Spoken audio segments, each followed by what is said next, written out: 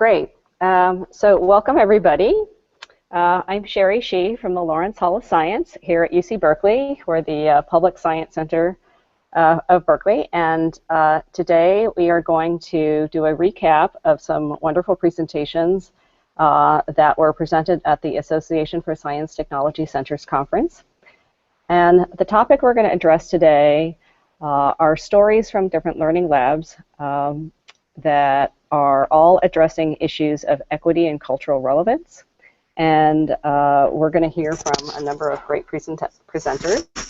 And one of the reasons why I felt this was an important topic to do is that as we design different learning environments, it's important to think about how we can be inclusive to the range of different audiences and participants that we're trying to serve with teen audiences, and also look at designing environments using a lens of equity as well as diversity.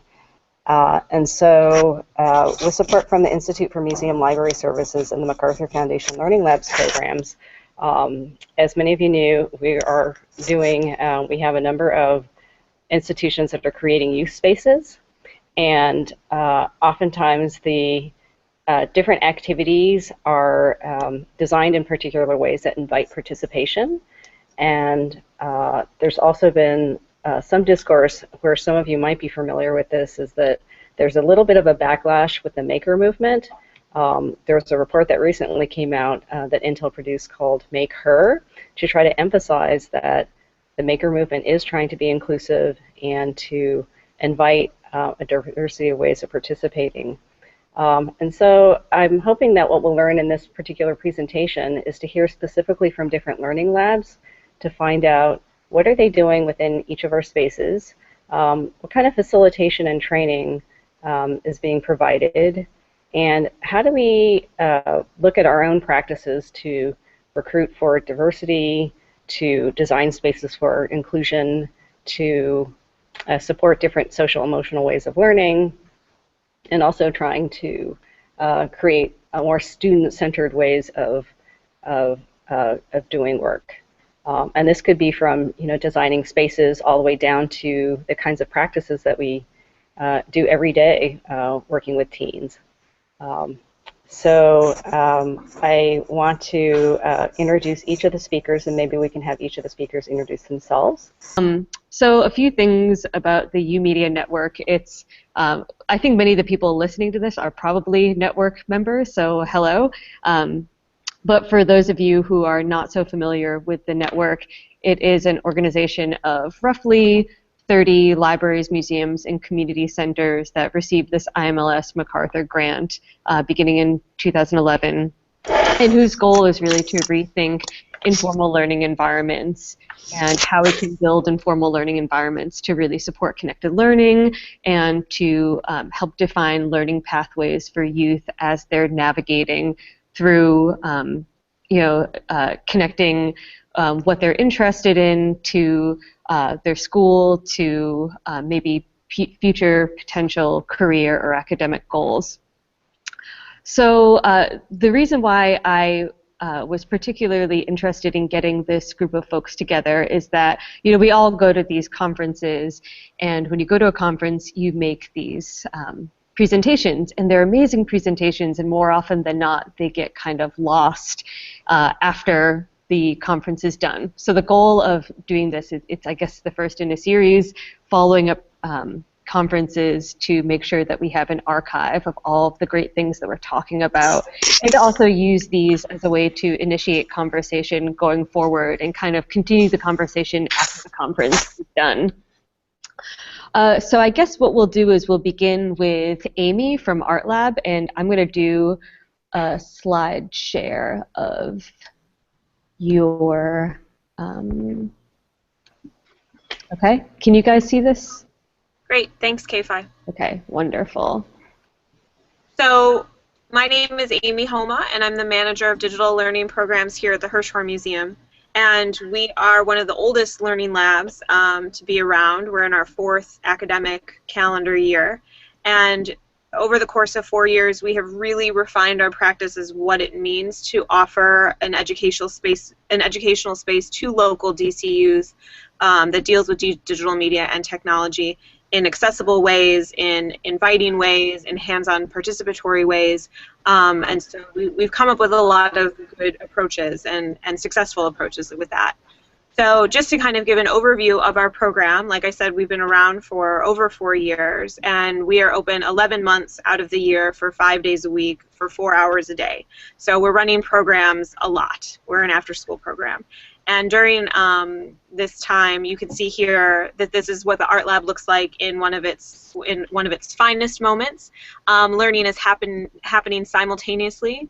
We have a very small space. Our maximum capacity is only 35 teens at one time, which isn't a tremendous amount of teens, and 35 teens in the space feels really heavy and really crowded, and sometimes it's hard for learning to actually deep engagement and deep learning to take place is hard to happen when there's so many teens in the space, but this was a moment when it was working. And I really want to be clear that for all of these practices that we put forward with Art Lab, a lot of times they work and sometimes they don't, but that doesn't mean that they're not successful, because we just look for them to be successful more often than not. So as you can see in this photograph, we have a lot of different teens, a lot of different age ranges, and a lot of different types of learning happening, which is how we really define inclusivity. And so in the foreground of the photograph, we have a young man working, he's looking at a TV screen, he's working off a Wacom digital drawing tablet, he's doing some digital illustration. At the table behind him, that big brown blob on the table is a papercraft dinosaur, a T-Rex dinosaur, that ended up being 9 feet long from the tip of the dinosaur's nose to the tail. And Akila, one of our Art Lab teens who's been coming to the program for over a year, started her interest in 3D design through papercraft, and she was able to rope in a lot of her peers to help her complete this project because it was on such a large scale. So you can see there's a cluster of teens working on that. In the background on the right-hand side of the photograph, you'll see one of our mentors, Cody. He's wearing a blue sweater, and he is helping some other teens get started with different types of papercraft projects. Because what ends up happening is new teens, or maybe unfamiliar teens to our space and to all of the diversity of programs that we offer, come in and they immediately start picking up what their peers are doing. So they saw that their peers were working on a papercraft project, so Cody intervened and thought this would be a great opportunity to get them started on a papercraft project. On the background in the left-hand side, you'll see the green screen is up, and you'll also see the DJ equipment is up. So there's clusters of teens working on a photography project there, and a cluster of teens working on DJ mixtapes. And then in the very far back on the IMAX up against the wall that has Art Lab written across it in a mural, teens are working, I think there's one teen working in iMovie, and then there's another teen working in Photoshop. So all of this learning in an ideal Art Lab setting is happening simultaneously. Peer-to-peer mentoring is encouraged. Teens are taking on leadership roles. Teens are teaching other teens. Teens are teaching mentors. Mentors are teaching teens. And it really is an environment of learning more so than anything else. And that's really what we strive for with Art Lab. So if we go to the next slide, I can just quickly go over our schedule. Okay. So every day of the week, we have Open Studio from 3 to 5 and Artist Studio from 5 to 7. And what we did is we took the pedagogical approach Hamago and we chunked it out based on timing, based on our schedule. Because when we first started off, we were going to Harold Washington Public Library in Chicago for inspiration, because they had been doing this for a year already, and they had, had a lot of success with their teens. And we saw that they had originally delineated their space using the Hamago pedagogy in a physical manner, that 1/3 of their space was intended for hanging out teens, another third of their space was intended for messing around, and then the final third was intended for geeking out. So we knew that we never would be able to do that with our limited, tiny space, so we had to think of other ways to encourage all different tiers of learning, all different tiers of engagement to happen at the same time, overlapping with one another. And how do you do that? Because that sounded really challenging. So what we started off as a pilot, and what ended up being really successful, is the schedule you see here. So Open Studio is defined as a time where teens can just come into our space after school. They can de-stress, they can relax, they can go on Facebook or social media, they can play video games, they can start a project if they want. They have the most amount of freedom that they ever will have within the Art Lab space. Mentors are here during the Open Studio time to just informally talk and get to know teens. It's very social. It's very much based on play. A lot of teens are playing board games now during this time, or like computer games during this time. And it's a great time for just all of us to kind of get to know one another and build community. From 5 to 7 every day, we segue into a production time or a creative time.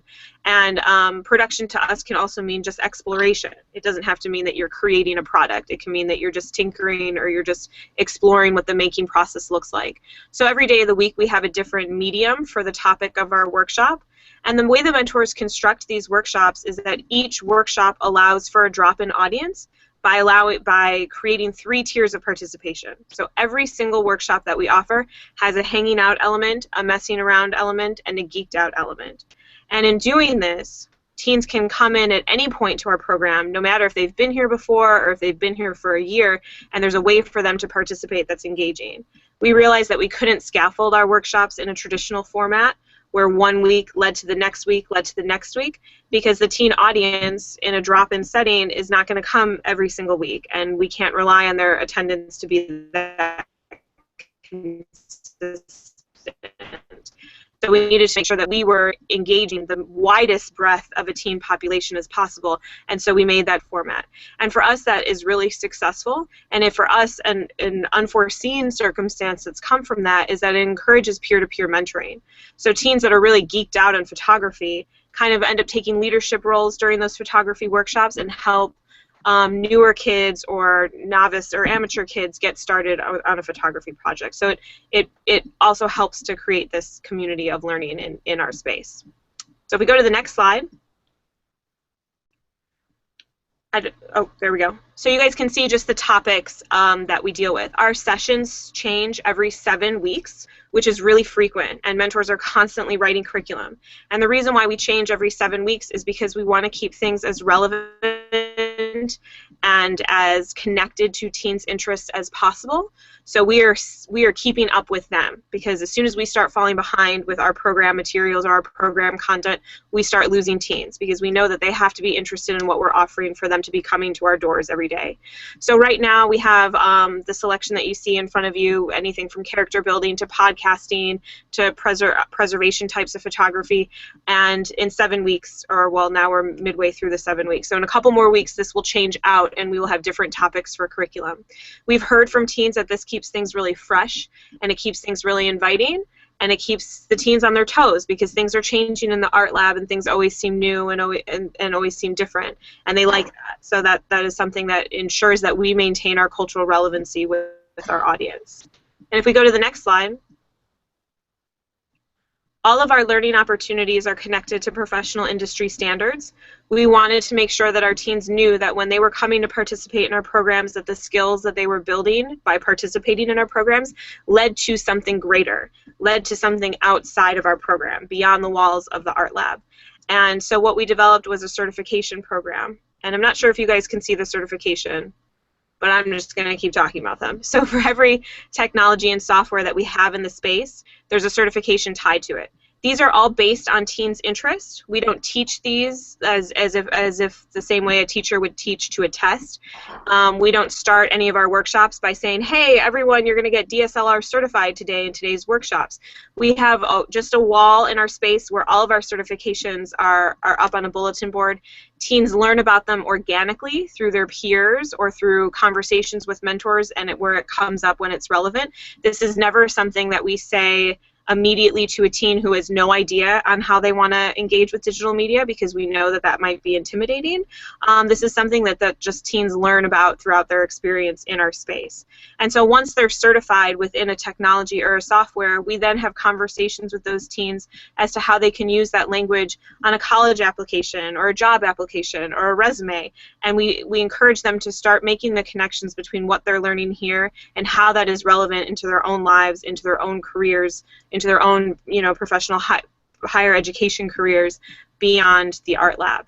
All of our certifications are diagnostic based, meaning that teens have to show they have a working knowledge of these key concepts rather than answering questions about them. So we have some preliminary questions that kind of give the mentors a sense as to where their skill level is at. If a teen can't even answer the preliminary questions, we know that the teen's not ready to take the certification.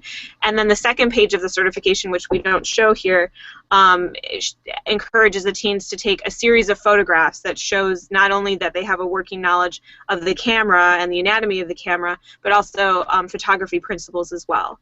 And so it's also building in this idea that teens need to be able to show a portfolio of work to defend their artist statement and to defend themselves with their skills. So that's also been very successful for us for being inclusive of all teens' skill levels, because we have these across the board for different mediums, but also encouraging them to level up.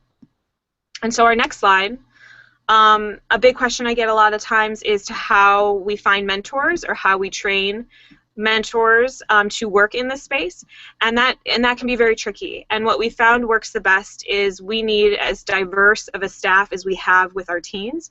And when I say diverse, I mean that in a lot of different ways. I mean diverse in experience, diverse in skill level. It's not the best fit for art lab space to have every single person be at their maximum level capacity in terms of professionalism within that field, because I also want some people who are learning alongside the teens, because that models to teens lifelong learning skills. Again, this idea that this is a community of learning that's happening, that we're not sages on the stage, that we're not all here with every single answer that they are going to need in life or in general to learn skills, that we're going to be learning alongside with them. So the whole team of mentors has a really wide variety of skill sets and interests, and I found that that works best in working with the wide range of teens that we deal with. So anything from a performing artist in DC to someone who's more interested in the education side, or someone who's really interested in the fine art, to someone who builds his own 3D printers. It's really about having an individual come in who offers a unique skill set that we don't already have as part of our team. And when I say skill set, I mean that goes above and beyond just the digital media skills. I want to see that someone is really interested in spoken word poetry and can get teens to think critically about the lyrics that they're writing. Or I want to see that someone takes apart toasters and can put them back together, because we can do robotics programs, or we can start taking apart our equipment when it breaks and having the teens learn how to fix it. So it's really about just finding the right fit. In the past, we've even had an individual volunteer with us who was studying intellectual and copyright law, and that was amazing to have in the space, because teens are jacking songs off the internet all the time and trying to put them on their own mixtapes. She brought this knowledge to our team as to, hey, these are the consequences for doing this, and none of us could speak to that because we're not familiar with those laws the way she was. So that's a big part of what we do as well. And then I think there was one other slide, but I can't see it, and I don't know if the slides are moving forward. But I'm going to stop there because I feel like I've been talking for quite a while. No, that's great. That's wonderful. Awesome. So I guess, Sherry, do you want to speak with your slides? Sure. Can you guys hear me? Yes. Okay, great. So do you want me to share my desktop? Yeah, let's try doing that. Okay.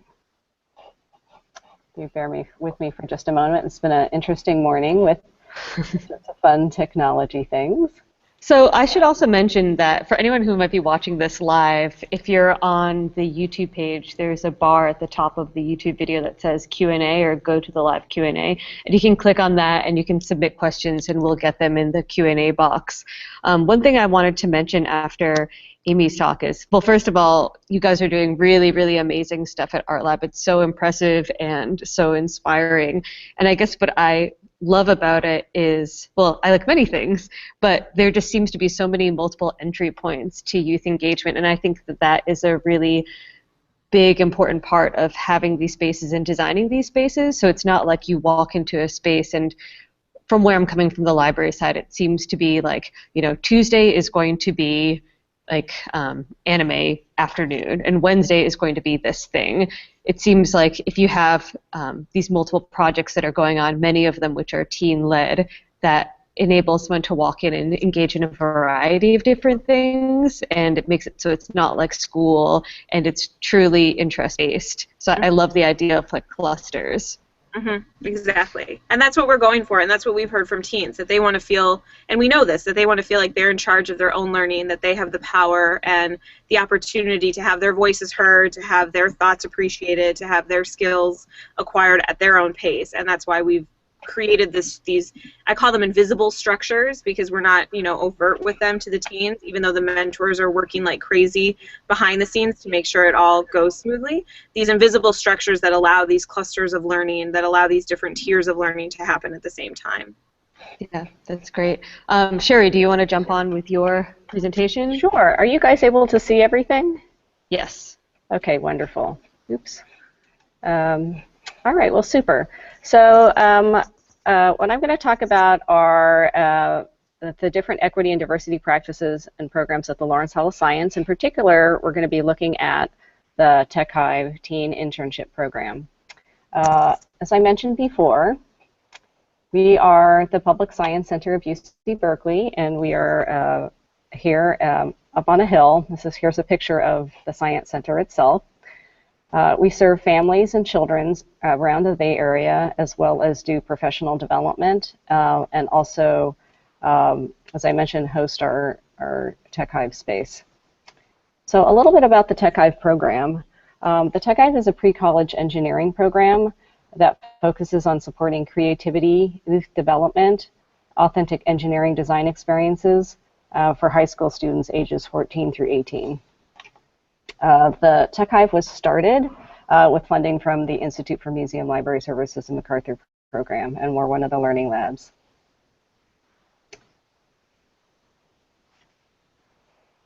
So this is a picture of the current cohort.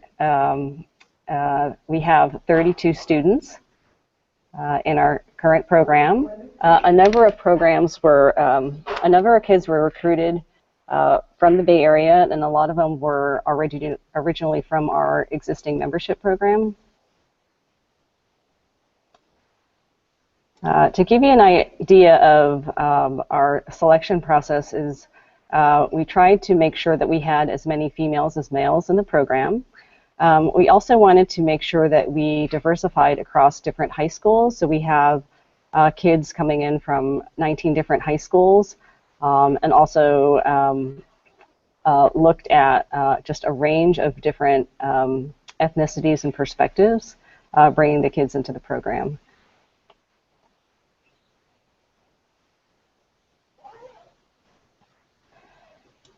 This is the Tech Hive space. I'm actually here in it right now.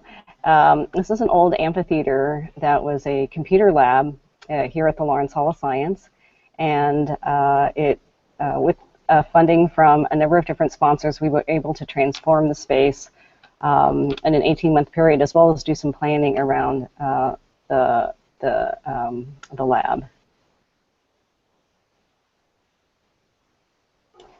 So to go over a little bit of our program goals, we had both a pedagogical agenda as well as an equity agenda that we really wanted to empower all learners to be able to creatively craft and design using technology, and around both their personal growth, their participation in science, and also ways that they could develop ideas in their own communities. We also wanted to try to democratize access to expertise. Being part of the university, we have a great access to a number of scientists, engineers, and staff members, and trying to get kids access to that. We also wanted kids to become fluent in being able to take an idea and own it, either inventing and doing things with technology to both learn for themselves, teach others, and work smarter, and of course supporting our model of connected learning. So, okay, so here we have the, here is a picture of the Tech Hive studio. It is a Saturday-only program. The kids come in around 10 o'clock and they stay till about 4:30. As I mentioned, this is high school students. We do have particular drop-in events for the public, but while the kids are in there, it's really their space and it's closed to the public.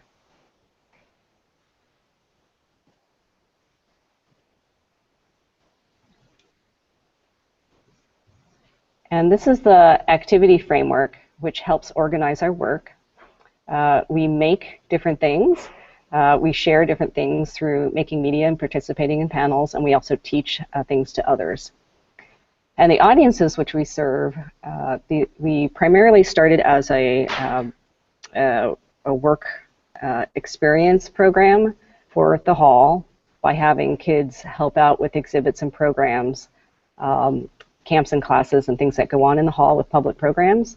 And then we started reaching out to do projects in the community by helping to develop these short tutorials, being at fairs and festivals, and also making sure that the kids had a chance to take what they learn and apply it to their own individual projects and their personal interests.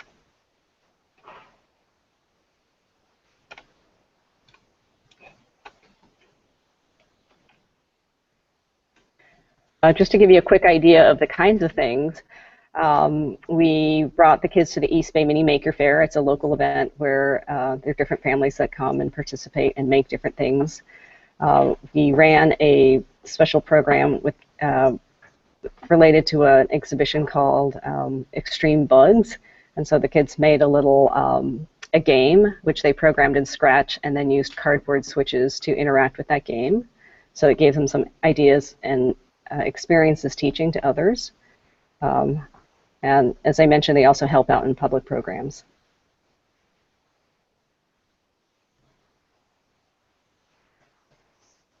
Part of their sharing, because we think it's very important that kids have an experience creating media messages and creating their own media.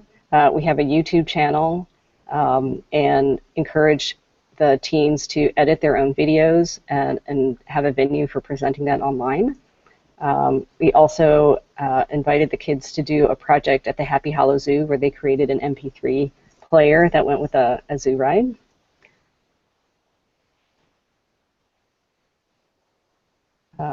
We love the Makey Makey. These are a number of different Makey Makey projects that we've done. We made this giant Makey Makey that were analog switches to the actual device. We had kids use that to develop cardboard challenges, and they learned Scratch as well. We took that Makey Makey project and extended it to build an exhibit, an operation game. And then we shrank the operation game down to a little cardboard piece, making it a little bit more accessible. So, you know, almost anyone could take some aluminum foil and wires and cardboard and make their own games. Cardboard is another one of these tools and paper that just helps bring making and learning to everyone. We created a TechHive sign. This involves soldering, using LEDs, programming Arduino, and a lot of design work on the computer to draw out all the letters.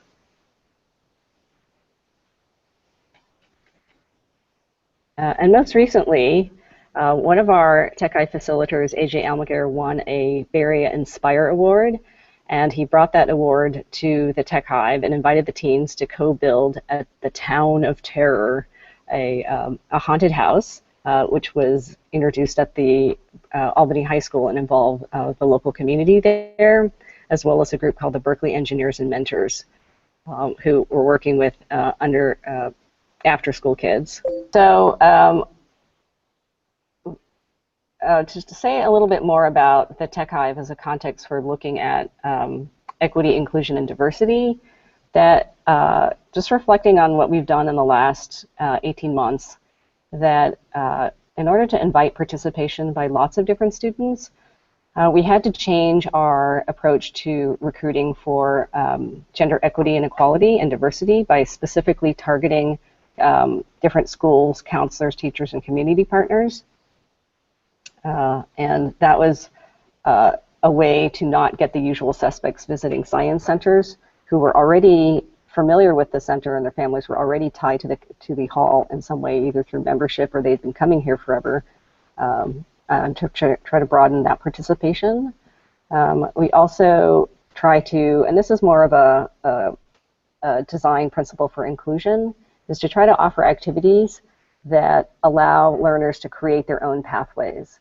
And so if there is a way to create an activity that there's multiple ways of letting them be expressive and to create their own stories and use their own materials, that's right up along the lines of social constructivist learning, to throw out a term, but it's a really great way of inviting broader participation.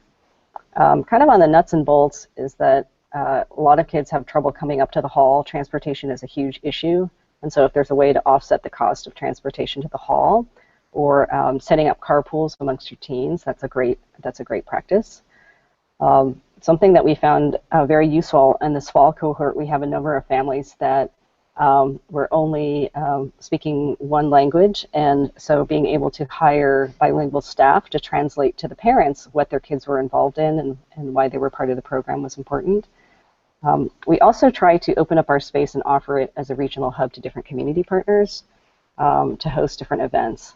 And because we are part of the University of California, Berkeley, that we try to guide equity and inclusion, since it's part of our part of the university policies.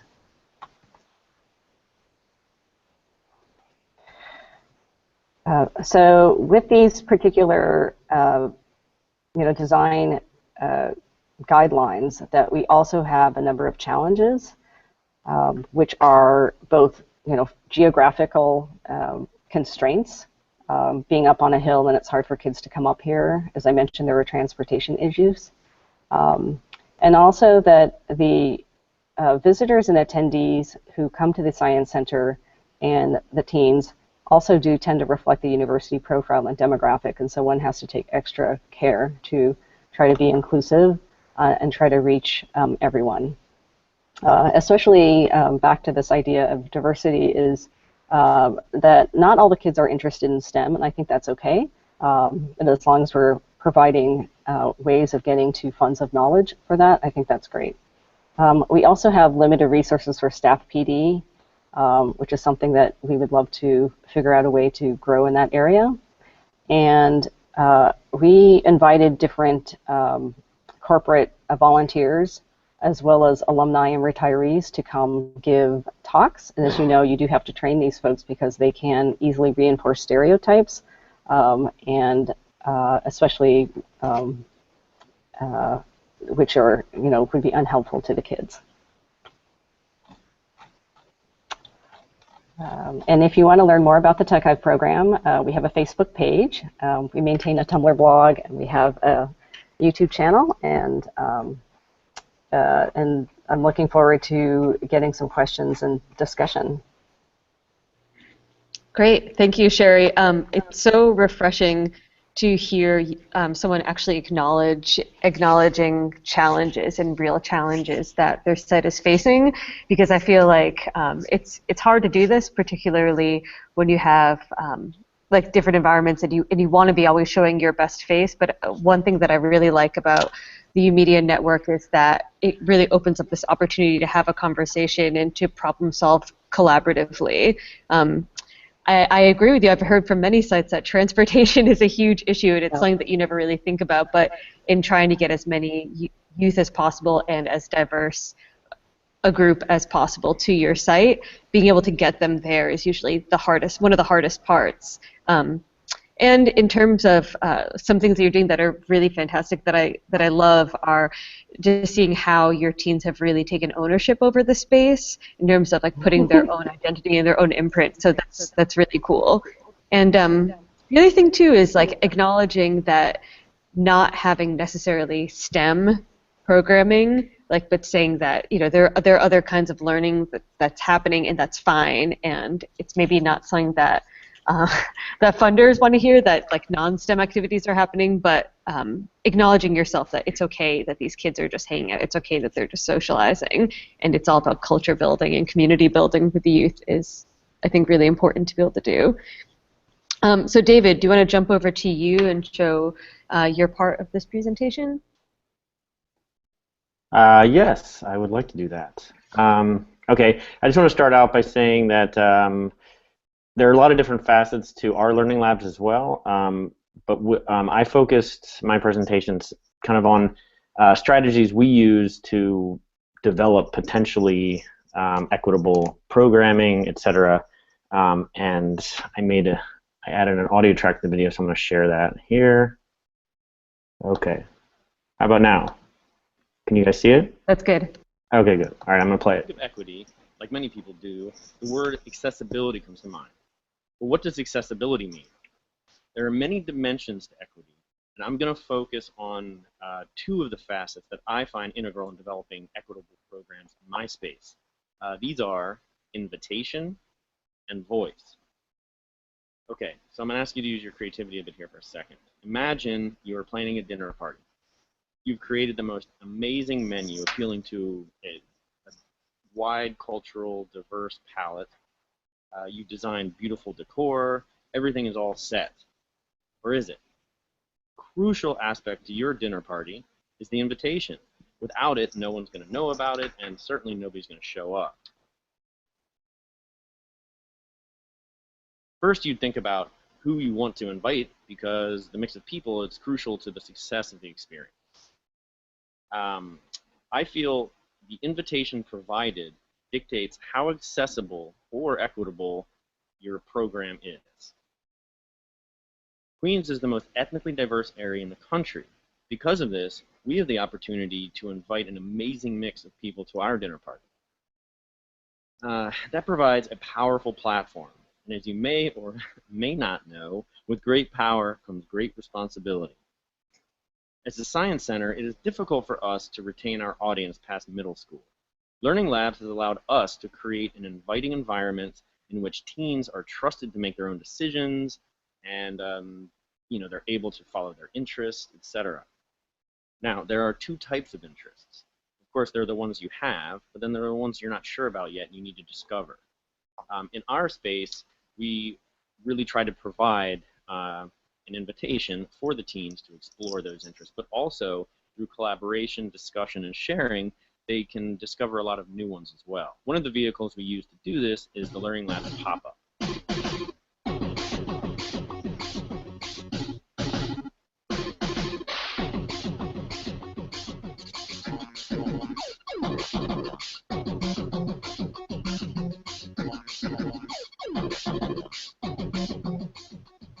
The event we're having today is called the Learning Labs Pop-Up.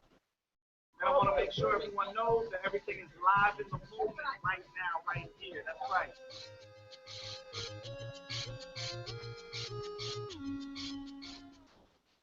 All right. So the other facet that I wanted to discuss is voice. It is essential for us to offer an avenue for the teens to express their ideas, to reflect on their experience, but also suggest ways to change it or make it better, depending on what their interests are. We use the Speak Up space to do this. We offer 3 prompts. What did you do or what did you make? What did you like? And what would you change? Hi, my name is Jono.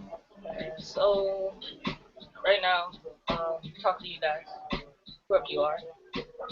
Hi, I'm Georgia Gallant, and I'm part of the Digital Makers Club. My name is Spencer. What's your name? My name is Tanya. What's your name? Janelle. My name is Jana Artist. Mi nombre es Michelle. Mi nombre es Erika. My name is Alvin. It's a combination of Alex and Aaron. I'm Benjamin. I'm Santana Will. Hola, my name is Mi nombre es Isa Quesada. My name is Avery. I performed today. Those words filled my spirit.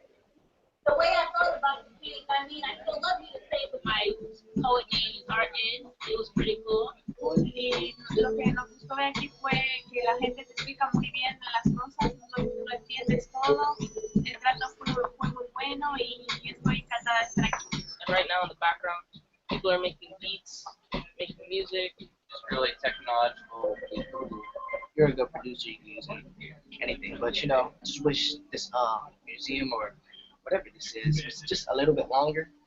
All right, so I'm going to conclude with a quote from John Dewey, and I urge you to think about equity, create opportunities, and provide a platform for change within your programs and within your institution.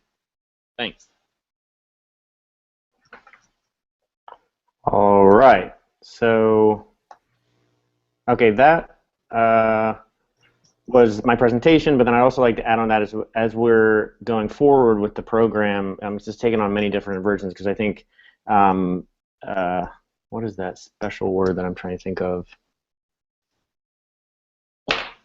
It's when you're trying to keep a program going. Can anybody help me out with this? Oh my gosh, my brain's, anyway.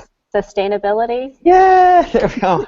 Wow. Oh, the S word. Yeah. Oh, yeah. Sustainability. Okay. So we've been, raising funds in various ways to continue and extend this. And right now, the inversion is very close to the idea of almost like an innovation lab where the kids are sharing their community experiences and their neighborhoods and issues or problems, or even just changes that they would like to make within that community, and how they go about making these changes, whether it be creating an awareness video or designing a new possible way to entry point for some sort of technology or animation, etc. So that's something that we are in the process of right now, and that's it.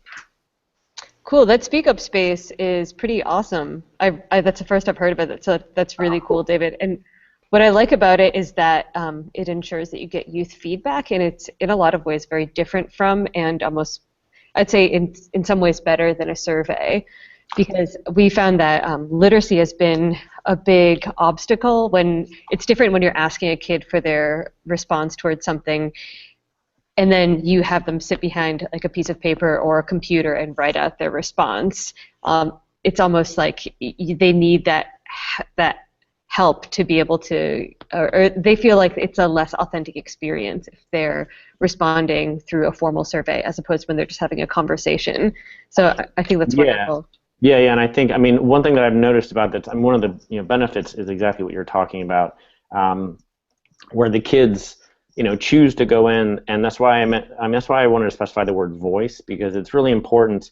The trust you build up with your teens or anyone in your programs, it's essential for you to develop that trust really before you can get even a lot of the learning wheels turning. And one of the challenges of that is that we don't, like surveys, a lot of times everyone's given a survey. Like this, they go in there on their own, accord. Like they decide to go in there. So the challenge to that is that maybe sometimes nobody goes in, which actually with the teens never happens. But I had one, teen volunteer to do it, and they just sat there in silence for 2 minutes and then left. I kind of liked that because it was very, that was also expressing something, but non-verbally. And yeah, so it's a really interesting, I think, medium, and it's still very much in the works. If anybody, I said there, this is a working title. If anybody has, ideas of what it could be, called that make it a little more, I don't know, charming or whatever. But anyway. Cool. So I guess if anybody has any questions, they can shoot that in the Q&A now. But while we're waiting for a question or two, I just wanted to also bring up another thing that I'm hearing from you all that I don't think we've quite said the word yet, but I'd just like to highlight that what's important about ensuring that youth are giving their feedback is to also ensure that they're being heard by someone. And so I just wanted to emphasize again why mentors are so important and why these trusting relationships that you build with teens on the front lines of your programming are very important, because it's acknowledging that they have a voice. It's that they're being heard. K5, I wanted to share one practice that we use as a way of promoting reflection, and I love David's prompts. We'd love to borrow some of those. At the very end of our sessions on Saturday is we group the kids back up together because they're oftentimes working in pairs or groups or doing different things. And we have them do this innovation process where we, of course, want to celebrate the work that they did. And so we call these pluses, like in a blessing session. So you add, people say what they really liked about what happened, and then they also give their deltas. So rather than saying the pluses and the minuses, because it turns into this kvetching session, that it's easier to say, in what ways can you actually improve what we did? And so we turn them into designers. We turn them into, empower them to have a voice to actually say, it would have been better if, and then they can finish that sentence. And that seemed to work well for us. to do that either after an activity or even at the end of the semester or individually with kids. Yeah, and I think one of the things about the prompts, because I have tried several different types of prompts throughout the years, and I found that the open-ended prompts, such as like what did you do or make, it allows for them to get in those conversations, or allows for them to really express that, as opposed to, I feel surveys sometimes are like, what did you like learn about some sort of content area or something. But this is more not just allowing a platform for their voice, but actually saying like your voice matters. And I think that is something that I feel when the prompts are more pointed, I don't get nearly as much information. Mm-hmm.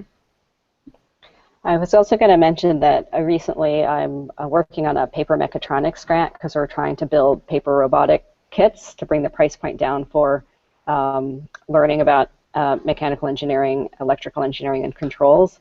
And as one of my pre-assessments, I had given them this assessment about testing their kind of mechanical confidence and understanding about linkages.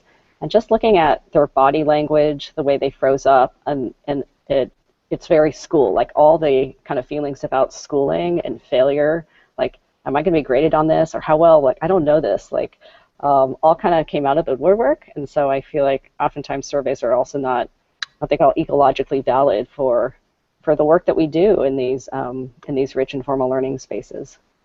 Yeah. And just as a warning for the video booth concept or the speak up space is you get a lot of data, so you have to go through it, you have to edit it, you have to so it adds a lot more work than what a survey would do. But I also feel that work is a lot more fruitful, or it's a lot at least for us to get gauge what the kids are thinking. We're not even supplanting an idea in their head. We are saying, just tell us what you did, and kids like to talk about what they did. Yeah, and that could also be a learning opportunity in itself to take to have them record their reflection, but then challenge them to edit it down to like a 1-minute clip, much like what was it called, the YOUmedia minute from last summer's retreat, because then it also shows that they know how to edit video or edit audio and make it interesting and add other elements or add music or something like that. I actually like that idea, and I'm certainly going to use it. Yeah. It'll make my job a lot easier. So I think we could probably wrap this up in a few minutes, but one thing I wanted to let everyone know about is the community of practice that's going to be opening in January. For any of you who are a learning lab, you should probably have an account on it from the retreat over the summer in Philly. So it's an Aztec community of practice site, and it's a space that's kind of like a forum / place to upload documents, but it's really like an online community to be able to bring questions, bring resources. So, for example, Amy, any of your certifications, if you're comfortable posting any of those and letting people read them and share them. David, your prompts. Sherry, your protocol that you're talking about for the pluses and celebrating people's work. So I'll post a link to that on the archive, but also just right now, it's more of an internal thing. So I would encourage you three to post those resources, because I think they'd be not only great jumping off points for conversation, but great resources in themselves. Definitely. Cool. Is there anything else that anyone wanted to bring up? Any last minute thoughts? Well, I just want to thank you, K5, for organizing us and encouraging us to do this. Yeah, actually it was nice for me because I thought, at first that you were going to have control of the video, so I couldn't pause and play it, because in my presentation at Aztec, I just paused it every time I wanted to pause it. But it got me to really think and articulate more about what I was actually saying in accordance with these images. So it actually was an enjoyable experience as well. So thanks.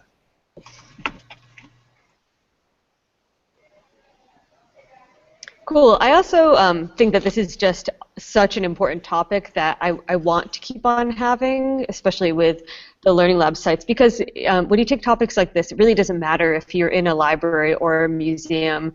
The setting doesn't matter, but it's definitely more about the context and kind of the importance and the meat of what we're interested in. And a really important thing that I think we're all thinking about is equity and access. And it's also the topic of this year's or next year's DML. Submissions are due in a couple of weeks, so if anyone's thinking about applying for that.